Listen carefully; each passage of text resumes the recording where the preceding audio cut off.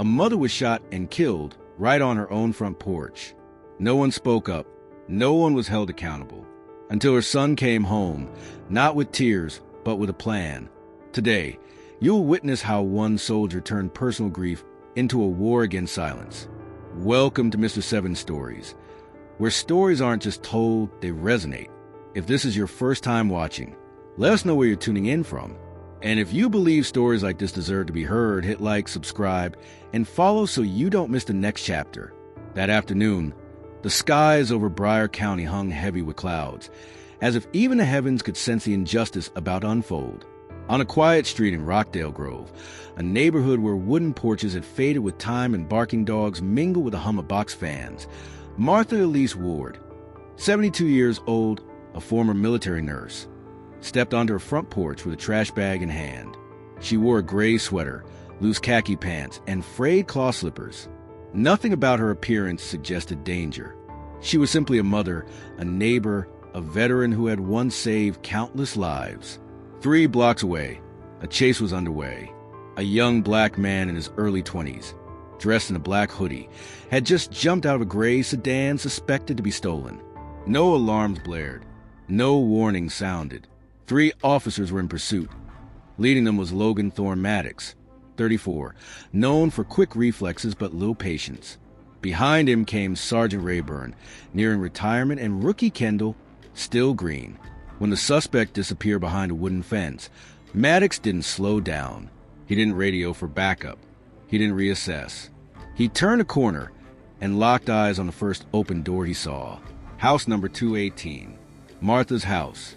Martha had just set the trash bag down when Maddox charged up. Before she could speak, he had drawn his weapon. "Hands up, on your knees," Maddox shouted, his Glock leveled square at her chest. Martha froze. "What's going on?" Her voice wasn't panicked, just a calm, honest question, the kind she used to ask frightened soldiers bleeding out on distant battlefields. But Maddox didn't hear it. In his mind, there was only the image of a black suspect, a fleeing shadow, and now, an older black woman standing on a porch with an open door behind her.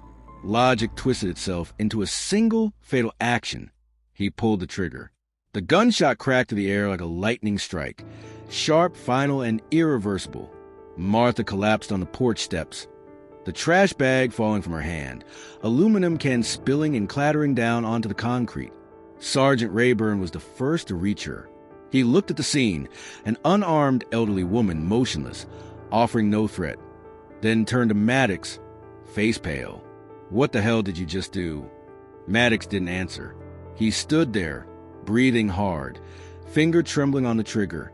His eyes weren't filled with remorse, only the dawning awareness at this time. No excuse could cover the mistake he'd made.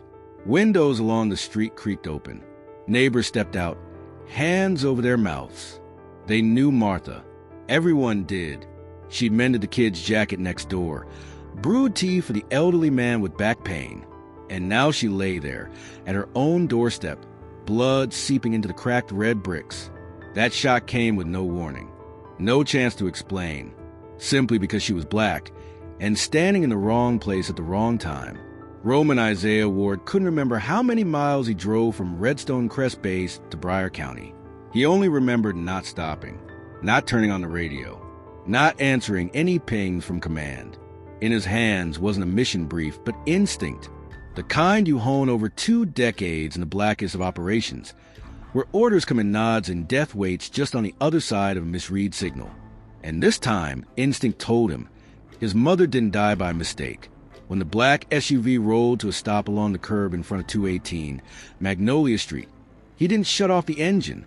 He just stared at the small house with the old wooden porch where his mother, Martha Elise Ward, used to sit each morning, sipping tea and tending her beloved lavender beds. Now it stood hollow, haunted. A dry, rust-colored stain still stretched across the porch steps. To anyone else, meaningless. But to Isaiah, each trace was testimony that needed no voice. He stepped out, said nothing, didn't scream, didn't cry.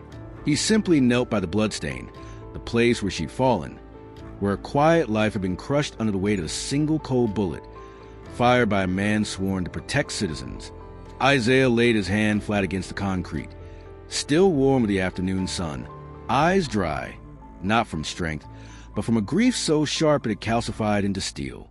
In the left pocket of his chest sat a small, worn recorder still containing a message his mother had left before his last deployment. "Wherever you are, I'm always here waiting. This house never locks for you, Isaiah." That recording had once kept him alive through the hell of Asher Valley. Now, it had become the clearest indictment of all.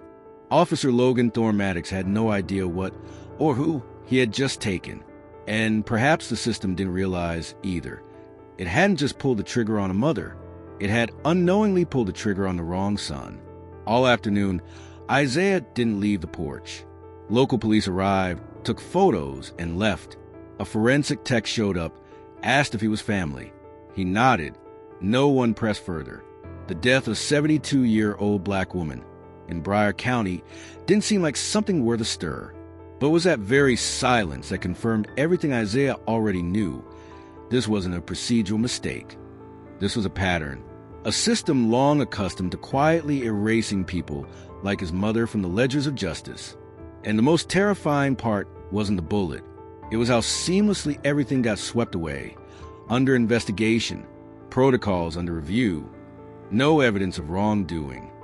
Isaiah had heard these phrases in battlefield debriefs, when a drone had mistakenly taken out a wedding in Kunduz. Now, his hometown was using the same sanitized language. That night, Isaiah sat alone in the old living room. The armchair where his mother used to sit still bore the indentation of her frame. The house was spotless, as if she were still there. But something inside Isaiah had died for good. Faith, not in America, but in the idea that justice could exist without someone standing up to claim it. Isaiah didn't cry, but he knew, in that very moment, he had come back at exactly the right time, not to bury his mother, but to exhume the truth. The desk lamp in Elisa's living room was still on when Isaiah first powered up her computer. It was an old model, the keys slightly worn but eerily clean. No dust, no coffee stains, no sign that anyone had frantically searched through it. Just an orderliness so meticulous, it chilled him. The kind of order that belongs to someone always prepared for the worst, even when no one bothers to warn her. Isaiah opened the most recent folder. There was only one file, a PDF titled Complaint Report 7/7. Below it, Elisa's words typed in her steady, unmistakable style. "No need to call back. I just want to live peacefully in the neighborhood I've called home for over 30 years. But when Isaiah logged into Broward County Police Department's internal citizen response system, a warning popped up: no matching record found. He tried again using the case code for 12KX8TD6. This time, the screen went blank, as if the complaint had never existed. Isaiah took a long breath. Then he switched to a tactical interface from his special ops days, one designed for detecting signal anomalies in high surveillance zones. A private program, accessible only to those with strategic clearance. At the command line, he typed, "Request, civil record flag, Elise Ward, Broward County." Within a second, a warning appeared. Civic Awareness Tagging System, CATS, level, light yellow. Reason, repeated inquiry into authority legitimacy. Notes, tendency to challenge lawful commands in public. Monitor for escalation if interactions increase. Isaiah didn't blink. This wasn't a clerical oversight. This was a system built to label his mother as a potential threat. For daring to ask one question, "Why am I being stopped?" Then came the next line, sharp as a blade. Follow-up action, low priority monitoring. No active threat. Keep interactions brief and firm. They didn't see her as dangerous. They just didn't plan to listen to her. Isaiah stood up, walked to the wooden cabinet next to the family altar. In the second drawer, he found a thin notebook, its pages yellowing. Inside, detailed notes, times, location, and content of every instance Elise had been stopped by police. Outside the pharmacy, in front of the post office, while walking in the park. Each entry ended with the same quiet question she'd written to herself. What exactly made me suspicious? Isaiah sat back down, the notebook resting on his thigh, his right hand tightening around its spine. Not once had she acted out, No shouting, no lawsuits, just questions, seen by the system as subversion. A single tick of the clock passed in silence. Isaiah then rose and walked over to the family photo wall. Next to a picture released in a white medical blouse at a military field hospital in 1971 was a photo of him. Short cropped hair, desert camouflage uniform. Two people, two generations. One who had saved lives during war, the other who had cleared terrorist compounds in Kandahar.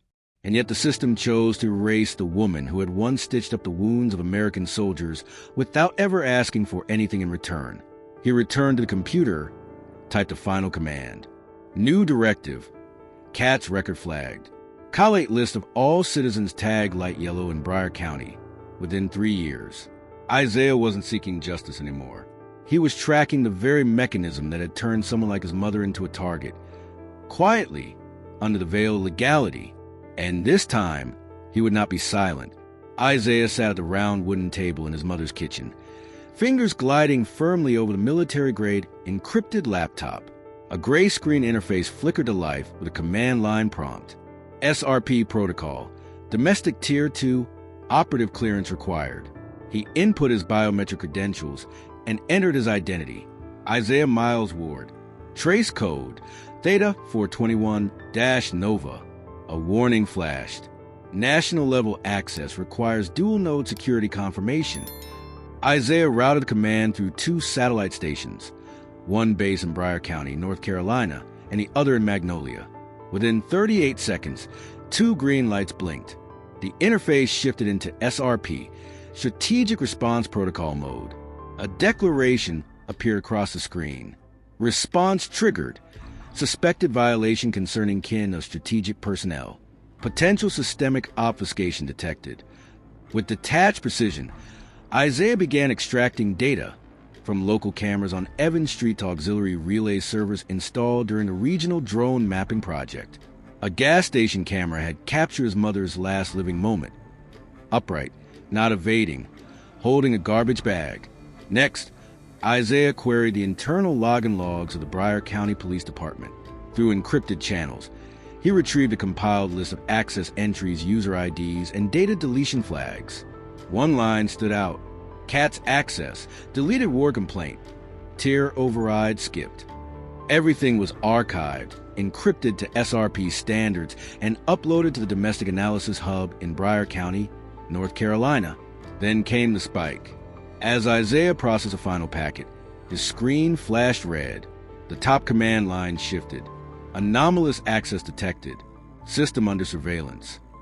Isaiah immediately shut all windows and switched into adversarial encryption mode. An IP trace appeared. DCRHQ.110.77, originating from the Department of Domestic Strategic Coordination HQ. Someone within the system was watching Isaiah in real time. Without blinking, he entered a single cold command. Activate Raven Protocol. Target, Logan Thormatics. Violation type, breach of Civic Command Protocol. Status, non-negotiable. Within seconds, the system shifted status. Federal special units began initiating trace protocols.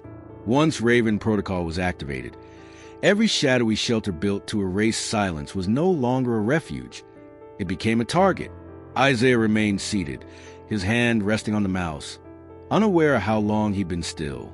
A breeze from the old countryside slipped through the kitchen window, carrying the faint scent of lavender, his mother's favorite. That smell was gone now, but the pain and discipline remained. And he knew this wasn't a campaign overseas. This was on American soil, where someone like Elise Ward could be discarded without a second thought, until someone like Isaiah made the system answer for it. As he sent off the final encrypted data package to the National Strategic Network, a soft wind swept across the porch where his mother's blood had once seeped into the cracks between the tiles. He sat in the dark, lights off, but the glow of the laptop screen reflected off his eyes, cold, unwavering eyes of a man who had nothing left to lose, only something left to do. That's when a knock came. Soft, hesitant. Isaiah didn't reach for a weapon. He rose and opened the door slowly. Standing before him was a girl, no more than 11.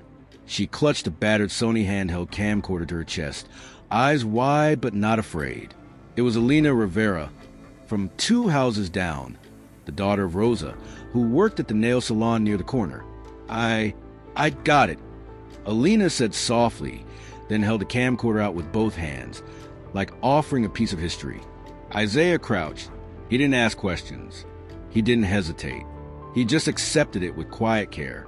Alina turned to go, then paused. She looked back, voice small but clear. I don't know if it helps. But she didn't scream. She just stood there. The lady, she didn't do anything. Isaiah nodded slowly, his eyes heavy with weight. You did what most adults wouldn't. Thank you.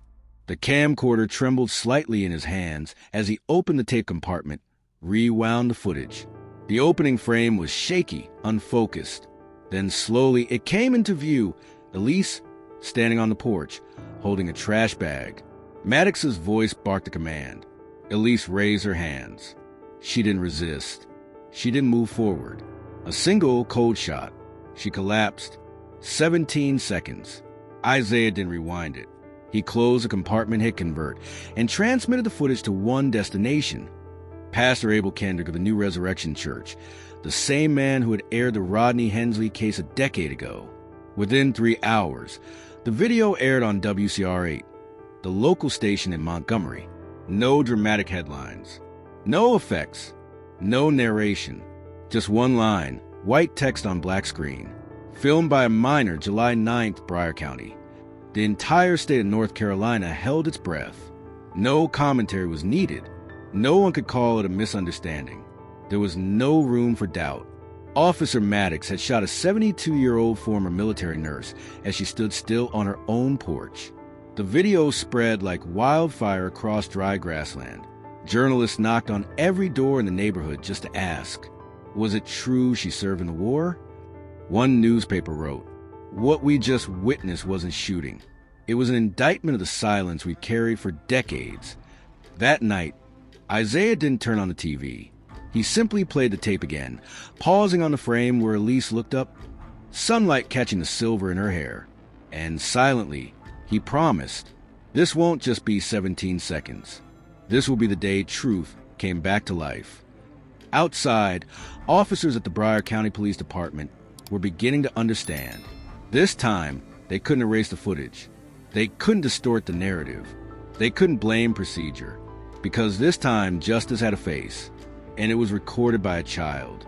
The next morning, in a meeting room deep within the administrative headquarters of Broward County, 3 men in gray suits sat around a walnut table. Before them sat a black leather folder. No logo, no name, just a handwritten label in blue ink. Confidential settlement proposal. Across from them sat Roman Isaiah Ward, dressed in dark civilian clothing, no insignia, no rank, but sitting upright, as though still within a military command tent. He didn't smile. He didn't appear angry. He simply opened the folder they had handed him. $200,000, legal immunity, a public memorial, and a non-disclosure agreement with the press. The man to the right recited, his voice carefully neutral. Mr. Ward, this is the highest settlement ever proposed for a case without formal charges. Isaiah didn't look up. I didn't come here to negotiate. The man in the center tried to sound empathetic. We understand you're a warrior, and sometimes peace comes from compromise. The Thorne Maddox family, they're afraid their name will be forever buried under this. No one will remember he was a devoted officer. He was never anything. Isaiah interrupted, his voice low but razor sharp. Except the man who killed my mother, because she didn't look like someone he was taught to trust. Silence dropped into the room like a dead weight. One of the men licked his lips, then pushed the papers gently toward him again. You have every right to be angry, but if you refuse, this case will drag on for years. Public interest will fade. Special interest groups will twist the story. In the end, no one may walk away satisfied. Isaiah closed the folder slowly, each movement deliberate, like folding a flag off a casket. Then he looked up, eyes locking on each man in turn. My mother didn't die, so someone could walk away from this with a piece of paper. One of them winced. You could shake this system to its core, but that might come with consequences. You're mistaken, Isaiah said, standing. I didn't come to shake it. I came to take it apart, piece by piece, using the exact language you taught me in uniform. No blinking, no mercy, no press release. No one stopped him as he left the room. The door closed behind him with a dry, final thud, like the sound of a contract ending before it was ever agreed to, down the long hallway. Sunlight filtered through the windows, casting his shadow against the wall, tall, black, unshaking. It looked less like a man and more like a sentence walking toward truth, without the need for a gavel. Beneath a rain tarp outside a small church on Elmwood Street, a Saturday night was unfolding in unusual silence. Flashlights, bike lights, and phone screens were raised like candles in vigil. In front of house number 381, a crowd had gathered around a battered Bluetooth speaker. From it came a dry, fading voice, like it was echoing up from the bottom of memory. I don't need anyone to get fired. I don't want to make trouble. I just want to live peacefully in the neighborhood I've been part of for over 20 years. It was a voice of Martha, Elise Ward. And in that fleeting moment, no one thought about her death. They went quiet for something else. For the question of why that voice had ever been buried in the first place. Isaiah stood at the back of the crowd, hands clasped, shoulders wrapped in the same field jacket he'd worn during his final mission in Hellman. He didn't speak. He just listened. Suddenly, a child bumped into the speaker. It fell. The audio cut off. The air caught in every chest. Then, another voice rang out. Younger, softer, clear. Someone's going to hear and do something. I promise. It was Alina, the 11-year-old neighbor who filmed the 17 seconds that reignited justice for Elise. No one said a word. In that instant, a new slogan was born. Someone's going to hear and do something. It appeared on red stickers wrapped around lampposts, plastered behind car bumpers, and slipped inside the pages of vintage education journals. 3 days later, a legal symposium in New Orleans printed it across the front page of a civil rights briefing. 4 law students, all 22, wore it printed across their backs during their final presentation. At a street market in South Central Los Angeles, a sign painter hand-lettered it across a brick wall. Someone's going to hear. And then came the most unexpected crescendo. In a classroom at a predominantly black high school in Detroit, students rose in unison and chanted the phrase aloud before their teacher and principal. Someone's going to hear and do something. The video went viral within hours.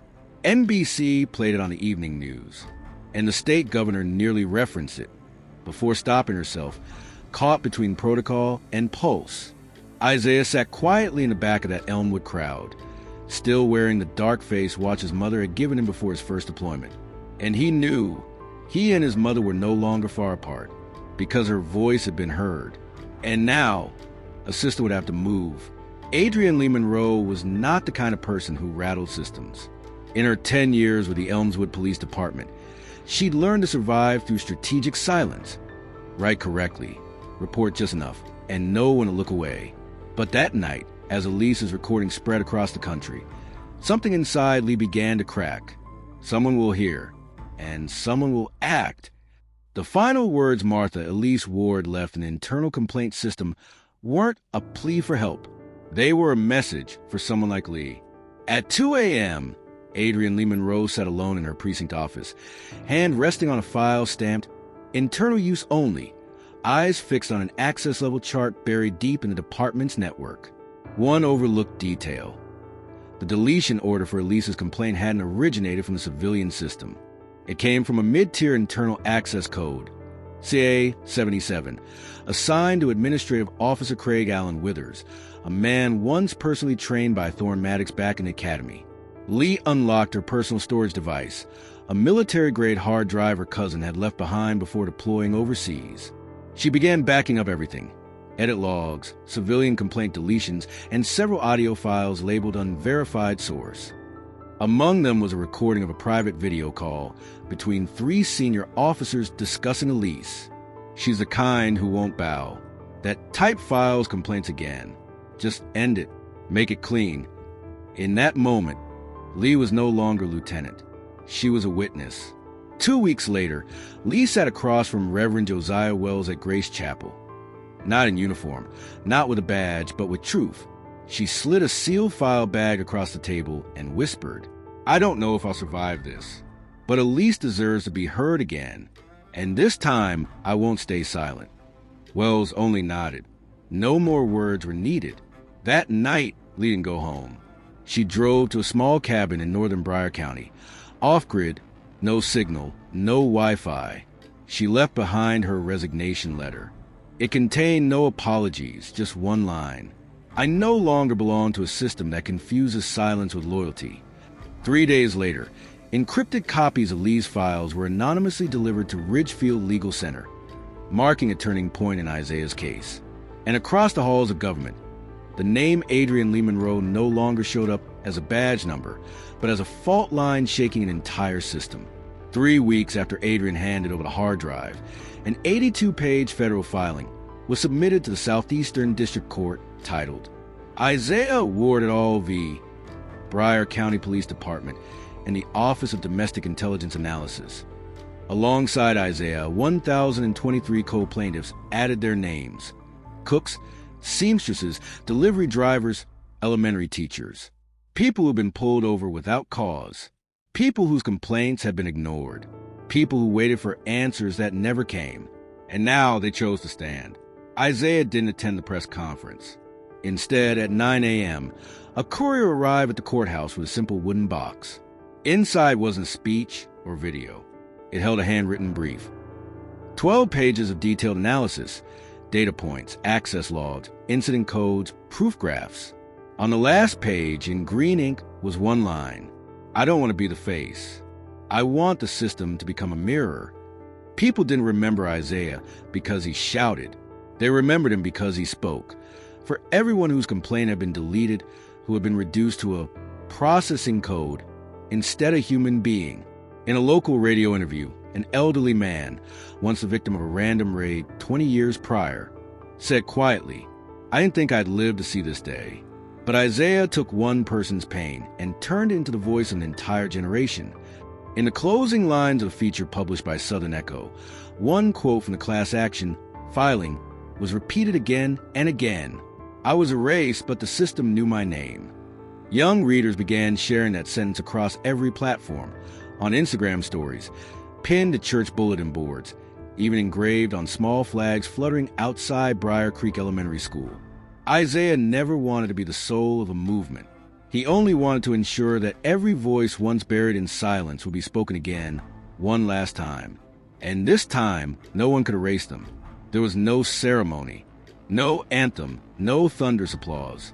On the day the federal court accepted the full class action suit, the plaintiff stepped quietly out of the federal courthouse in Broward County, North Carolina. No chants, no banners. They simply stood in a single silent line, each holding a slip of paper that read, "I was erased, and now I've returned." Isaiah wasn't there. He didn't need to be. Every person standing in that line, every testimony gathered, every file once buried deep in server logs now restored, was living proof of a truth he had resurrected with his own hands, not with shouting, not with force, but with the discipline and intellect the battlefield had taught him to apply in a new kind of war, the war against forgetting. 3 weeks after the lawsuit was approved, Logan Thorne Maddox, the officer who had fired the shot that killed Elise Ward, was formally charged with 3 criminal counts: unjustified use of deadly force, falsifying pursuit documentation, violation of civilian engagement protocol. In court, he was no longer the cold, weapon-drawn officer. He was a trembling man, forced to face a system that had once shielded him. The trial lasted just 2 days. Verdict: 17 years in federal prison without parole. At the same time, the Broward County Police Department underwent the largest internal purge in state history. 7 mid-level officials investigated for complaint suppression. 3 resignations. The complete dismantling of the CAT's tagging system, the same one that had once flagged Elise for having a tendency to question authority. In the final report submitted to Congress, the system that had rendered Elise invisible was formally deemed a structurally unconstitutional model, so deeply embedded it required full decentralization of internal oversight to be dismantled. Justice came late, but this time it didn't stop at an apology. It came with consequences. with names, with sentences. And this time, it carried the name Elise Ward. A few weeks later, behind Grace Chapel on the outskirts of Broward County, a small bronze plaque was quietly affixed beneath the eaves. No name, no image, just a single sentence, engraved in crisp, all-capital lettering. If one day you're ever held at gunpoint, remember I did not step back. Elise Ward. No one knew who placed the plaque. No one took credit, but no one questioned what it meant. That silver-haired woman, the one who once stitched up American soldiers in Kandahar, who once stood by a rain-gutter watering hibiscus beside her porch, had now entered history, not through medals, but through something that could never again be buried. Elise Ward was never given a statue.